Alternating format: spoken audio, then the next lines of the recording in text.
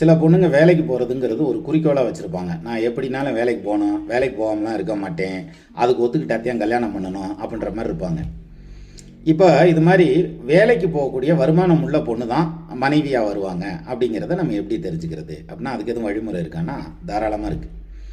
அதாவது லக்னத்துக்கு 6ஆம் இடத்ததிபதி, நான் சொல்கிறது ஆம்பளை பிள்ளை ஜாதகத்தில் லக்னத்துக்கு 6ஆம் இடத்ததிபதி லக்னத்துக்கு 11ஆம் பாவத்தில் உட்காந்துருக்காருன்னு வச்சுக்கோங்க.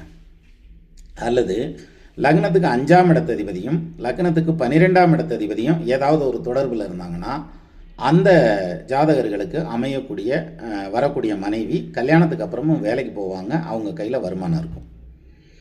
அப்போது வேலைக்கு போகிறவங்களோட எல்லாருடைய ஜாதகத்துலேயும் இந்த மாதிரி இருந்தால் தான் போவாங்களா அப்படின்னாக்கா அப்படி இல்லை. ஒரு பலனை பல விதங்களில் எடுக்கலாம்.